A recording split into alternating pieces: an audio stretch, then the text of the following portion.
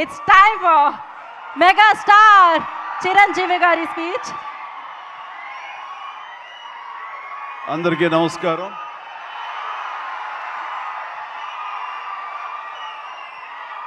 మా అభిమానుల్లో ఆనాటి నుంచి ఈనాటి వరకు క్రమశిక్షణ ఏమీ మారలేదు. అదే క్రమశిక్షణ, అదే ఉత్సాహం.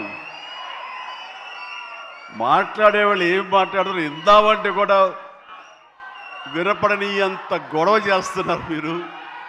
మీ ఉత్సాహానికి, మీ ప్రోత్సాహానికి మరొకసారి అందరికీ పేరు పేరున నా అభిమానులకు నేను స్వాగతం పలుకుతూ, మీ ఉత్సాహం మమ్మల్ని ఇంత వాణి చేసింది, మా రామ్ చరణ్ ఇంత వాణి చేసింది. సో ముఖ్యంగా మీ అందరికీ నా స్వాగతం పలుకుతూ, ఈ రోజున ఇక్కడికి నేను ఒక అతిథిగా వచ్చిన, ముఖ్యంగా ఒక సీనియర్ నటుడిగా, ఈ సినిమా మీద ప్యాషన్ ఉన్నటువంటి ఒక వ్యక్తిగా, ఈ రోజున ఈ సినిమా ఇంత పెద్ద హిట్ చేసినందుకు ప్రతి ఒక్కరికి యూనిట్తో పాటు నేను కూడా ధన్యవాదాలు తెలియజెప్పాలని వచ్చాను. ఇలాంటి సినిమాలు రావాలి, పరిశ్రమ సుభిక్షంగా ఉండాలి, కళకళలాడుతూ ఉండాలి. దానికోసం ఈ సినిమాని ఇంత పెద్ద హిట్ చేసినటువంటి ఈ సినిమా ఇంత విజయం సాధించినందుకు దోహదపడినటువంటి ప్రతి ఒక్కళ్ళకి నేను కూడా బాధ్యతగా నా హృదయపూర్వక ధన్యవాదాలు చెప్పుకోవాల్సిన సమయం ఇది. అండ్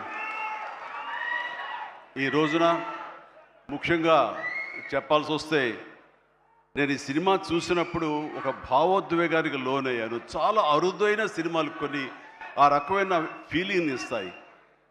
ఆ సినిమాలో నేను ఒక క్యారెక్టర్ని, ఒక ట్రైబల్స్ యొక్క జీవన విధానాన్ని, వాళ్ళ ఆవేదాన్ని, వాళ్ళ బాధని, వాళ్ళ పోరాటాన్ని ఇన్ని చూడగలిగానే తప్ప ఇదో సినిమా బాగా చేశారు, బాగా యాక్ట్ చేశారు, అద్భుతంగా చిత్రీకరించారు డైరెక్టరు, ప్రొడ్యూసర్ బాగా రిచ్గా చేశాడు అన్న భావం పోయింది. కేవలం ఒక ట్రాన్స్లోకి వెళ్ళినటువంటి భావం కలిగింది. ఎన్నో చోట్ల నేను కూడా క్యారెక్టర్తో పాటు క్యారియర్ అయిపోయి ఒక ఉద్వేగానికి లోనయ్యాను. వాళ్ళతో క్యారెక్టర్తో పాటు నేను ఆ బాధను అనుభవించాను. వాళ్ళ పోరాటంలో నేను ఒకనయ్యి ఈ సినిమాలో ట్రావెల్ చేశాను చూస్తున్నంతసేపు.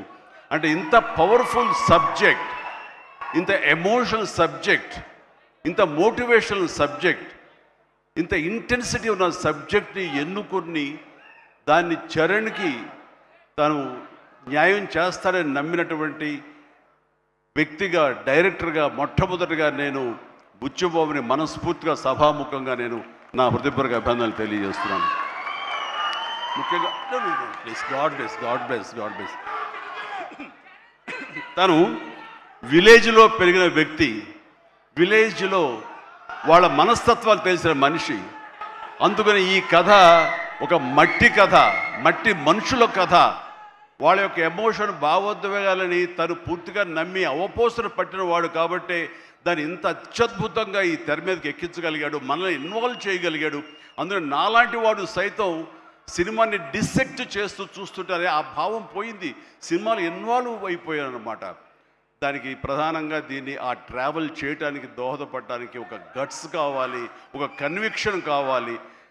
దానికోసం మన అన్ని రకాలుగా ఈ సినిమాకి న్యాయం చేసినటువంటి కథకుడుగా అవని, డైరెక్టర్గా కానీ బుచ్చిబాబు 100% న్యాయం చేశాడు. అండ్ ఇలాంటి బుచ్చిబాబు లాంటి శిష్యుల్ని చేరదీసి వాళ్ళలో ఉండేటటువంటి టాలెంట్ని సానబట్టి ఈ సానా బుచ్చిబాబుని మన అందరికీ గిఫ్ట్గా వదిలిన మా సుకుమార్ మాస్టర్ గారిని మనస్ఫూర్తిగా నేను అభినందించకుండా ఉండలేకపోతున్నాను. నిజంగా ఇలాంటి మట్టిలో మాణిక్యాల్ని వెలికి తీసేటువంటి ఒక దార్శనికుడు, ఒక ఫ్యూచర్లో ఇలాంటి వాళ్ళు ఇండస్ట్రీకి రావాలి అంటూ అలాంటి వాళ్ళకి అవకాశం కల్పించేటువంటి సుకుమార్ని నేను ఈ సందర్భంగా మనస్ఫూర్తిగా నేను అభినందించాల్సి ఉంది. Thank you Sukumar. అలాంటి శిష్యులు మాకు అప్పగా ఇండస్ట్రీకి అవసరం. అండ్ ఇక ఈ సినిమాలో ప్రధానంగా ఇలాంటి సినిమాలు చిత్రీకరించాలంటే కనుక ఎంత డబ్బు అవుతుంది, ఏంటి బడ్జెట్ ఎంత, ఏంటి, దేనికి నెరవకుండా ఒక సినిమా తీయాలి. రామ్ చరణ్ నాకు చేస్తాను, నన్ను ప్రొడ్యూసర్ చేస్తాను, ప్రొడ్యూసర్గా నాకు సినిమాలు ఇస్తానని ఆయన రంగస్థలం టైంలో మాట ఇచ్చాడు సార్.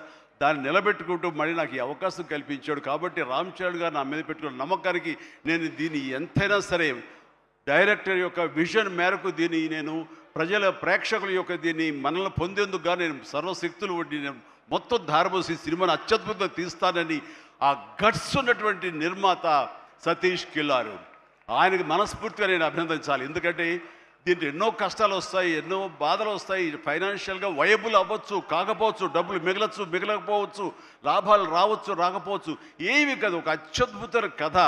ఈ కథకి నిర్మాత అనిపించుకోవడం అంటే నాకు కావాల్సింది ఏముంది అంటూ ఆయన ఈ కథను నమ్మారు. అంత మంచి పేరు వచ్చింది దీనికి. కాబట్టి ఈ సందర్భంగా దీని వెనకాల వెన్నుదన్నుగా నిలబడ్డటువంటి కిలార్ సతీష్ గారికి కూడా నా అభినందన తెలియజేస్తున్నాను. ఇక రామ్ చరణ్ మిగతా విషయాలు మాట్లాడబోండి. రామ్ గురించి మాట్లాడాల్సి వస్తే ఎవరికైనా ఏమనిపిస్తుందంటే బిడ్డ గురించి మాట్లాడుతుంటే అది ఆయుక్షీణం అంటారు. బిడ్డ గురించి మాట్లాడమంటే కనుక నా గురించి నేను మాట్లాడినట్లుగా ఉంటుంది అనుకుంటారు. అవన్నీ పక్కన పెడితే ఒక తోటి నటుడుగా, ఈ ఇండస్ట్రీలో ఒక సీనియర్ యాక్టర్గా ఇలాంటి ఇంటెన్సిటీ, ఇలాంటి ఇన్వాల్వ్మెంట్ తోటి, ఇంత హై యాక్షన్ తోటి, డ్యాన్సులతోటి, ఎమోషనల్ సీన్స్ తోటి అన్ని రకాలుగా, అంటే ఒక ఆర్టిస్ట్కి ఎన్ని రకాల కోణాలు ఉండాలి, అన్ని కోణాలను పరిపక్వత సాధించి దాన్ని 100% బియాండ్ 100% తెర మీద చూపించేటువంటి చరణ్ నేను మనస్ఫూర్తిగా అభినందిస్తున్నాను. ఒక తండ్రిగా గర్వపడుతున్నాను. రంగస్థలం, మన సుకుమార్ గారి సినిమా రంగస్థలంలో వావ్ ఎంత బాగా చేశాడు, ఎంత అద్భుతంగా చేశాడు అని అనుకున్నాం. కానీ అలాంటి రంగస్థలాలు రావాలంటే మళ్ళీ ఎన్నేళ్ళు పడుతుందో ఏమో తెలియదు. ఎందుకంటే ఇవన్నీ కూడా అప్పుడప్పుడు తారసపడే గొప్ప అవకాశాలు ఒక ఆర్టిస్ట్కి పెర్ఫామ్ చేయాలనుకునే వాళ్ళకి. మిగతా అవన్నీ కమర్షియల్గా వస్తుంటాయి, మనం అందులో రాణిస్తాం, మెప్పిస్తుంటాం, డబ్బులు వస్తుంటాయి, అన్నీ వస్తుంటాయి. కానీ ఆర్టిస్ట్గా చిరస్థాయిగా నిలబడే సినిమాలు కొన్నే ఉంటాయి. అందులో రాజమౌళి సినిమా మగధీర కానివ్వండి, ఆర్ఆర్ సినిమాలు కానివ్వండి, సుకుమార్ రంగస్థలం కానివ్వండి, ఇంత త్వరగా ఒక 3-4 ఇయర్స్ గ్యాప్లో మళ్ళీ ఇలాంటి లాంటి సినిమా వస్తుందని నేను ఊహించలేదు. రియల్లీ ఆ రకంగా చరణ్ చాలా అదృష్టవంతుడు ఈ క్యారెక్టర్ రావటానికి. ఈ క్యారెక్టర్లో నేను చూస్తుంటే కాసేపు చరణ్ సినిమా అని కూర్చోనే తప్ప నేను కానీ వాళ్ళ మమ్మీ కానీ థియేటర్లో చరణ్ మాకు కనిపించలా, పెద్దే కనపడుతూ వచ్చాడు, పెద్దే ఆలరిస్తూ వచ్చాడు. సో ఇది చాలా రేరుగా ఉంటుంది. సినిమా అలా కట్టిపడేయటం, క్యారెక్టర్లో కట్టిపడేయటం అంటే కనుక తను ఆ క్యారెక్టర్ని అవపోసన పట్టాడు, దాన్ని పూర్తిగా దాన్ని నమ్మాడు. ఆ క్యారెక్టర్ డైరెక్టర్కి ఏం కావాలో అది డెలివరీ చేయాలన్నాడు. ఒకే ఒక సంకల్పంతో ఉండకపోతే, అంత కఠోరంగా దాన్ని నమ్మి వెళ్ళకపోతే అతను ఖచ్చితంగా ఇందులో ఇంత సక్సెస్ అయ్యేవాడు కాదు. ఇంతమంది చేత ఇలా శభాష్ అనిపించుకునేవాడు కాదు. చెప్పాలంటే ఈ సినిమా చరణ్ మనల్ని సంతోషపెట్టాడు, మన చేత ఆనందంగా గెంతులు వేయించాడు, మన చేత బాధ పెట్టాడు, ఆ బాధకు మనం లోనయ్యేలా చేశాడు, ఆఖరికి విజయం సాధించాడు. ఇలాగా ఎన్ని రకాలుగా చూసుకున్నా సరే ఈ పెద్ద క్యారెక్టర్లో తను రాణించిన విధానానికి, తను పడ్డ కష్టానికి నేను మనస్ఫూర్తిగా నా అభినందనలు తెలియజేస్తూ మరొక ఎన్నో విషయాలు చెప్పాలి. అందులో మరొక విషయం ఏంటంటే ఆర్టిస్టులు అనేవాళ్ళు వాళ్ళ క్యారెక్టర్లో ఎమోషన్ వాళ్ళు ఓన్ చేసుకుని ఫీల్ అవ్వాలి తప్ప వాళ్ళు ముఖవళికలతోటి, ఫేషియల్ ఎక్స్ప్రెషన్స్ తోటి, ఫేషియల్ మజిల్స్ తోటి రాణించి రక్తి కట్టించాలన్నది పెర్ఫెక్ట్ యాక్షన్ కాదు.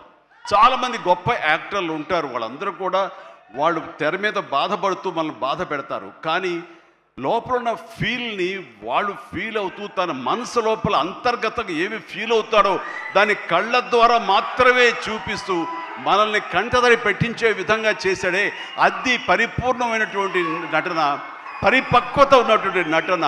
ఈ రోజున రామ్ చరణ్లో ఆ పరిపూర్ణత, పరిపక్వతను నేను 100% నేను సాటిస్ఫై అయ్యే విధంగా చేయగలిగాడు. మీరందరూ కూడా ఆశీస్సులు అందించే విధంగా, దాన్ని ఆమోదించే విధంగా ఈ రోజున తెర మీదకి కనిపించిందంటే కనుక అది దాన్ని మనస్ఫూర్తిగా ప్రతి ఒక్కళ్ళం అభినందించాల్సినటువంటి ఇది.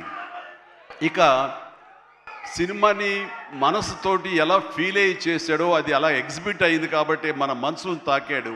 అది పక్కన పెడితే ఏ రకంగా బాడీ ట్రాన్స్ఫార్మ్ అయ్యాడు. ఒక నిమిషం ఆగండి, మీరు బాధ్యతగా వినండి. నేను చెప్పే విషయాలు మీ అందరిని కూడా మోటివేట్ చేసే విషయాలు, అందుకనే మీరు క్రమశిక్షణతో ఉండండి. Thank you very much. Please ఒక నిమిషం.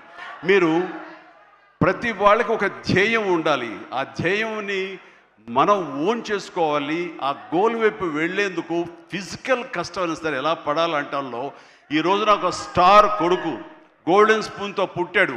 చరణ్కి అవసరం లేదు, డైరెక్టర్ ఏం చెప్పాడు అది మెకానికల్గా చేసి వెళ్ళిపోతే ఇదే సినిమా ఇదే హిట్ అవుతుంది, ఇంతే అవుతుందేమో తెలియదు, కానీ దాన్ని మించి అయ్యింది, బియాండ్ 100% అయ్యింది అంటే కనుక చరణ్ వన్ మ్యాన్ షో అంటున్నాడు అన్న. మీరందరి చేత నేషనల్ అవార్డు వస్తుంది. నేషనల్ అవార్డు విన్నింగ్ పెర్ఫార్మెన్స్ అంటున్నారంటే అవార్డు రానివ్వండి రాకపోనివ్వండి అది పెద్ద సమస్య కాదు. ఈ రోజున రంగస్థలాన్ని కూడా రావాలని నాతో సుకుమార్ గారు ఎన్నోసార్లు అన్నారు.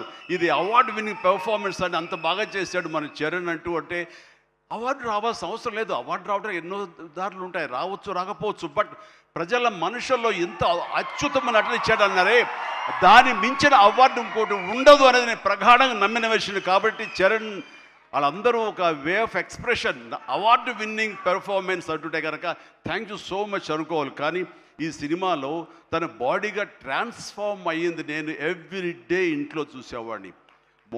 ఎర్లీ మార్నింగ్ లెగిచి ఎక్సర్సైజ్ చేసి, క్రమం తప్పకుండా ఎక్సర్సైజ్ చేసి, మళ్ళీ పగలంతా ఇక్కడ యాక్షన్ సీక్వెన్స్లో పాల్గొని అలిసిపోయి ఇంటికి వచ్చి స్నానం చేయకుండా మొహం కడుక్కుని ఒక సూప్ తాగి కొంచెం ఎనర్జీ గెయిన్ అయిన తర్వాత మళ్ళీ 9 to 10 ఈవినింగ్ మళ్ళీ ఎక్సర్సైజ్ చేసేవాడు. నేను అన్నాను, అవసరమా ఇది, ఇలా చేస్తున్నాడు వీడు, అవసరమా అంటే లేదు, రేపు మార్నింగ్ మళ్ళీ ఫ్రెష్గా ఉండాలి, బాడీ లేకపోతే సహకరించదు, రేపు పొద్దున్న మళ్ళీ యాక్షన్ సీక్వెన్స్లు ఉన్నాయి, ఈ రెజ్లింగ్ ఉంది నాకు, అది ఇది అంటే చెప్తుంటే కనుక వాళ్ళ అమ్మ చాలా బాధపడిపోతుంటుంది. కానీ నాకైతే మాత్రం శబాష్, కష్టాన్ని నమ్ముకున్నాడు, నాకేట్లే అనే ధోరణిలో లేడు. నేను మనస్ఫూర్తిగా అంతరాలలో మనసుల్లో నేను తన్ని చాలా ఎప్రిషియేట్ చేస్తూనే ఉండేవాడిని.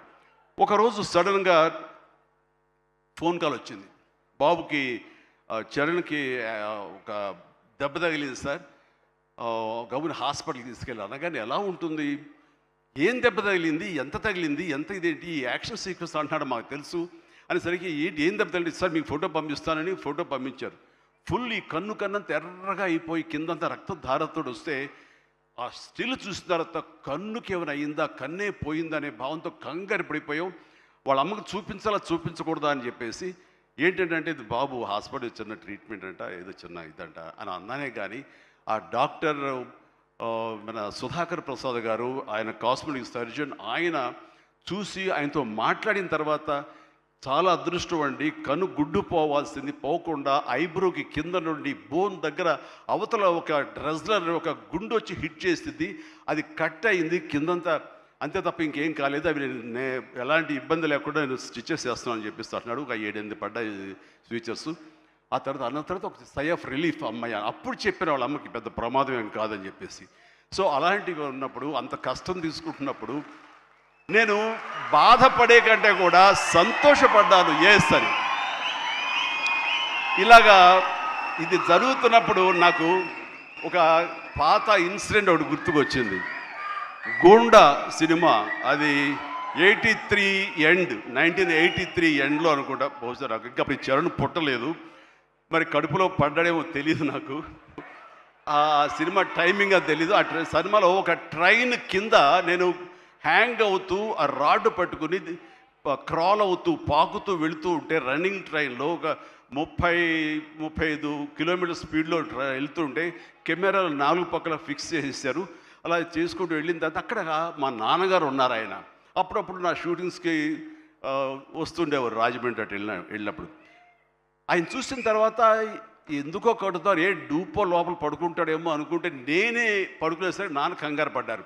ఒక 2 కిలోమీటర్ల తర్వాత బండి ఆగింది. అక్కడి నుంచి మళ్ళీ తిరిగి వెనక్కి వచ్చేసరికి నాన్న కంగారుగా, ఇంత కష్టం పడాలా నువ్వు, ఇలా చెయ్యాలా, ఇలాంటి షార్ట్గా డూప్లు ఉంటారు కదా, నువ్వెందుకు వెళ్ళాలి, ట్రైన్ కింద నువ్వు దూరటం ఏంటి, వెళ్ళటం ఏంటి, ఒక 3 ఇంచెస్ కిందకి వెళ్తే కంకర్రాళ్ళు తగులుతుంటాయి కదా, ఏమైపోతావు అని చెప్పేసరికి, నాన్న ఇలాంటి చేయకపోతే కనుక మరి నా అభిమానులు ఎలాగా ఆనందపడతారు, వాళ్ళని అలరించడం కోసం నేను చెయ్యాలి, మీరు ఇలాంటివి చెప్పి నన్ను డిసప్పాయింట్ చేయకండి, మీకు తెలియదు ఊరుకోండి, ఏం పర్లేదు, ఏం కాదు, అన్ని రకం జాగ్రత్తగా ఉన్నాం కదా అంటే, ఇప్పుడున్నంత సేఫ్టీ హార్నెస్లు కానీ సేఫ్టీ ప్రికాషన్స్ కానీ ఆ రోజులు లేవు. మన చేతి బలంతో హ్యాంగ్ అవుతూ వెళ్ళాలి. అండ్ అది చూసిన తర్వాత నాన్న ఒక మాట అన్నారు, రేపు పొద్దున అమ్మాయి కడుపుతో ఉంది, అది అమ్మాయి పుడతారు అబ్బాయి పుడతారు మాకైతే తెలియదు, కానీ వాడు అబ్బాయి అయితే కనుక వాడు రేపు పొద్దున సినిమాలోకి వస్తే కనుక వాడు స్టార్ అయితే, వాడు ఇలాంటి కష్టాలు పడితే, ఇలాంటి దెబ్బలే తింటే నా బాధ ఏంటో నీకు అప్పుడు తెలిసి వస్తుందిరా అని చెప్పి నాన్న అన్నప్పుడు లేదు.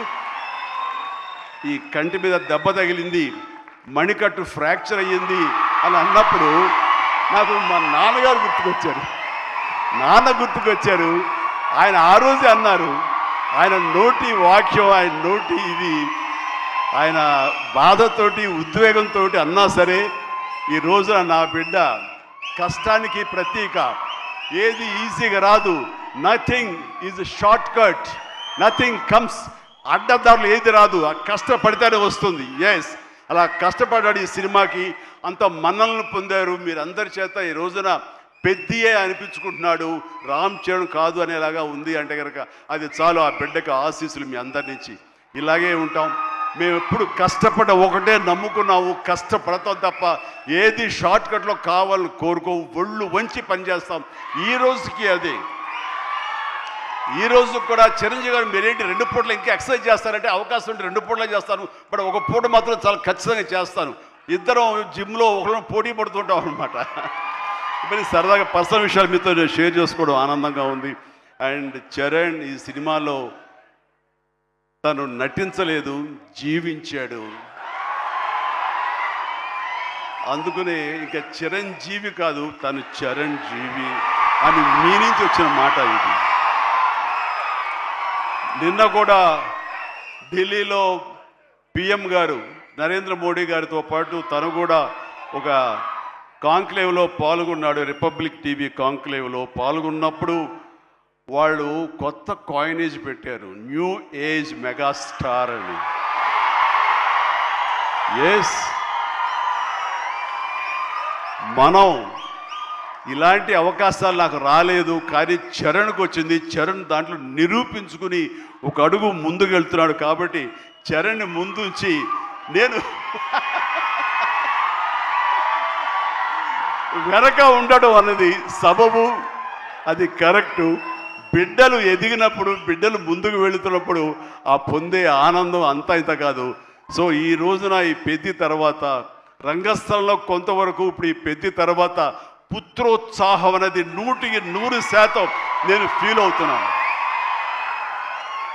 అండ్ ఎవరో అన్నట్లుగా మరి బిడ్డ పైకి వచ్చాడు, బిడ్డ ఫుల్ ఫిడ్జ్గా చేస్తాడు కదా, ఇంకా మీరు చెయ్యాలంటే ఆ విషయం మాత్రం ఎస్ చెయ్యాలి. నేను అంటాను, ఇప్పుడు పని చేయటం డబ్బు కోసమో లేకపోతే ఇంకోటి కోసమో లేకపోతే ఇంకా మీరు ఆర్టిస్ట్గా పేరు సంపాదించుకోవడం కోసం కాదు. ఇది పని చేయటంలో ఆనందం ఉంది, పని చేయటంలో ఒక ఎనర్జీ ఉంటుంది. సో అది పూర్తిగా జీవితకాలం అనుభవించిన నాకు, 47 సంవత్సరాల పాటు అనుభవించిన నాకు ఆ పని అంటే ఆ ఉత్సాహం అంతే. జస్ట్ 24 అవర్స్ బ్యాక్ మొన్న ఉదయం 4:30 లేచాను. ఎందుకంటే ఎక్కడో అల్యూమినియం ఫ్యాక్టరీలో నేను 8 o'clock షార్ట్లో ఉండాలి అంటే 4:30 లెగిస్తాను, కానీ నేను వెళ్ళలేను. 4:30 లేచాను, ఒక 1 hour ఎక్సర్సైజ్ చేస్తాను, మేకప్ అండ్ వెళ్ళిన తర్వాత ఏం ఓపిక అండి మీకు అట్లాగా, ఇంకా ఎన్నాళ్ళు పని చేస్తాను మా ఆవిడ అంటుంటే, సరే చాలు వెళ్ళమ్మా ఇలా చెప్పిన డిసప్పాయింట్ చేయకు, నేను చేయాలి, చేతిలో ఉత్సాహం అని చెప్పి. సో పని అనేది మాకందరికీ జీవన ఇది, మనకి అది ప్రతి ఒక్కరికి కావాలి, అది లైఫ్ లైన్ మనకి. సో పని చేసే విధంగా ఉండాలి. సోంబేరితనం కానీ చూద్దాంలని పోస్ట్పోన్మెంట్లు కానీ ప్రొకాస్టినేషన్స్ కానీ ఇవన్నీ కూడా మా దగ్గరికి మా ఇంట్లోకి రావు, మా గుమ్మంలోకి రావు, మా యొక్క కాంపౌండ్లోకి రావు. అందుకనే అదే కష్టాన్ని తను నమ్ముకున్నాడు, అదే కష్టాన్ని నేను నమ్ముకున్నాను. మా కష్టానికి ప్రతిఫలంగా మమ్మల్ని ఎక్కడో మీ గుండెలు ఎక్కడో పెట్టారు. అంత మంచి స్థానం మాకు ఇచ్చినందుకు చరణ్ తరపున, నేను మా కుటుంబం తరపున మీ అందరికీ మనస్ఫూర్తిగా, ప్రజానీకానికి, ప్రేక్షక లోకానికి, ఎవరైతే ఈ సినిమాని ఆదరించారో, చిన్న బిడ్డల దగ్గర నుంచి, టీవీల ముందు డ్యాన్స్ వచ్చే బిడ్డల దగ్గర నుంచి, థియేటర్లో కన్నీళ్ళు పెట్టుకుని ఎమోషన్లో అయినటువంటి యువత వరకు, అమ్మాయిలు కానీ అబ్బాయిలు కానీ పెద్దవాళ్ళు కానీ వీళ్ళందరూ చూసి ఆనందిస్తుంటే నేను కూడా వావ్ చాలు ఈ జన్మ కన్నా ఫీలింగ్ నాకు ఇచ్చాడు. Thank you Charan, love you రా, లవ్ యూ మై గాడ్. ఇక ఈ సినిమాలో ప్రత్యేకంగా చెప్పాల్సింది నెక్స్ట్ జగపతి బాబు గారు. జగపతి బాబు గారు ఆంగికం, ఆహార్యం టోటల్గా మారిపోయింది. అసలు జగపతి బాబు అనే ఆ వాయిస్ వినేంతవరకు నాకు తెలియదు. ఈ సినిమాలో ఒక ఆయువు పట్టులాగా ఉండి ఒక సోల్ ఆఫ్ ద ఫిలిం అని చేసి తను పెర్ఫార్మెన్స్ తోటి ఆ సినిమా హీరోని ఎవరైతే పెద్దని మోటివేట్ చేసే విధంగా ఆ క్యారెక్టర్ కన్సీవ్ చేయటం కానీ, ఆ క్యారెక్టర్ని తీర్చిదిద్దిన తీరు కానీ చాలా అద్భుతం. అలాగే ఒక హుందాతనంతో శివరాజ్ కుమార్ ఎందుకు పెట్టారా, ఏముంటుందో అనుకుంటే కనుక చరణ్ లాంటి ఆర్టిస్ట్ని మీద అజమాయిషీ చేసేవాడు ఎవరైనా ఉండాలి అంటే వాడికి ఒక స్టామినా ఉండాలి, ఒక స్ట్రెంగ్త్ ఉండాలి, ఒక ఇమేజ్ ఉండాలి. అందుకనే శివరాజ్ కుమార్ నాకు సోదరుడు సమానం. తను తీసుకుని ఈ సినిమాలో హుందాతనంతో తన డిగ్నిఫైడ్గా తను చేసి క్యారెక్టర్కు నిండుదనం తీసుకొచ్చాడు. అలాగే తన అందచందాలతో ఆనాడు మా శ్రీదేవి తనయ జాహ్నవి కపూర్ తన అందాలతోటి సాంగ్స్ తోటి అమ్మాయి అలరించింది. అండ్ దాని తర్వాత ప్రతి నటులకు పేరున నా హృదయపూర్వక అభినందనలు తెలియజేస్తున్నాను. తర్వాత ప్రధానంగా ఇక టెక్నీషియన్స్కి వస్తే కనుక రెహమాన్ గారికి ప్రథమ తాంబూలం ఇవ్వాలి. రెహమాన్ గారు ఈ సినిమా ఎలా ఒప్పుకున్నారు, ఏమిటి, ఎలా ఒప్పించాడు, నువ్వే భాషతో మాట్లాడేవని జోక్ చేస్తూ మాట్లాడుతున్నాం. కానీ ఒక మంచి కంటెంట్ ఉంటే కనుక ప్రాణం పెట్టి చేయాలనుకునే ప్రతి టెక్నీషియన్ దాన్ని ఓన్ చేసుకుంటాడు. ఆ రకంగా ఈ కథని పెద్దని ఓన్ చేసుకుని దానికి ప్రాణప్రతిష్ఠ చేసినటువంటి రెహమాన్, దాని సాంగ్స్ ఇచ్చి మేము అందరి చేత ఉత్సాహంగా కేరింతలు పెట్టే విధంగా ఉత్సాహం డ్యాన్స్ ఇచ్చే విధంగా చేసినటువంటి రెహమాన్ గారికి కూడా సభాముఖంగా నా హృదయపూర్వక అభినందనలు తెలియజేస్తున్నాను. అండ్ రత్నవేలు గారు మాకు మన సినిమాలు పనిచేశారు, మా 150కి. అలాగే చరణ్తో కూడా కపుల్ ఆఫ్ మూవీస్ చేశారు. ఆయన టోటల్గా ఇంకొక పెద్ద లోకాన్ని చూపించాడు. ఆయన పెద్ద లోకాన్ని అంటే ఎక్కడ కూడా అది మన హైదరాబాద్ పరిసర ప్రాంతాల్లోనూ మహా అయితే కొంచెం శ్రీలంక దాకా వెళ్ళారు. శ్రీలంకలో తీసి ఎక్కడ చేశారు. కానీ అది టోటల్గా గతంలో ఎప్పుడు చూడని విజువల్స్, ఆ రకంగా విజువల్ వండర్ క్రియేట్ చేసిన రత్నవేలును కూడా మనస్ఫూర్తిగా నేను అభినందిస్తాను. అలాగే ఆర్ట్ డైరెక్టర్స్ కానివ్వండి, ప్రొడక్షన్ మన నూలి ఎడిటర్ నవీన్ నూలి గారు కానీ ఇలా ప్రతి ఒక్కరు కూడా పూర్తిగా ఇన్వాల్వ్ అయ్యి వాళ్ళ శాఖలను న్యాయం చేస్తూ టోటల్గా కాంప్రహెన్సివ్గా ఈ సినిమాకి మరో లెవెల్కి వెళ్ళడానికి దోహదపడ్డారు. వీళ్ళందరికీ కూడా మనస్ఫూర్తిగా అభినందిస్తూ, సతీష్ గారు ఇలాంటి సినిమాలు మీరు చేయండి. అండ్ ఈ సినిమాలు డెఫినెట్గా ఆదరిస్తారు ఒక న్యూ వేవ్ థాట్ తోటి. అండ్ బుచ్చి మళ్ళీ ఒకసారి చెప్తున్నాను, ఇలాంటి అవకాశాలు ఇలాంటి థాట్స్ వస్తే మాత్రం డెఫినెట్గా నువ్వు చేయాలి మీ గురువుగారి ఆశీస్సులతోటి. అండ్ మనస్ఫూర్తిగా అభినందిస్తూ నాకు ఈ అవకాశం ఇచ్చినందుకు thank you so much. Thank you and excellent. Bye everyone, good night and take care. జాగ్రత్తగా వెళ్ళండి. అమ్మా నాన్నలు మీకోసం ఎదురు చూస్తుంటారు. సంతోషంగా ఇంటికి వెళ్ళండి. Bye, good night.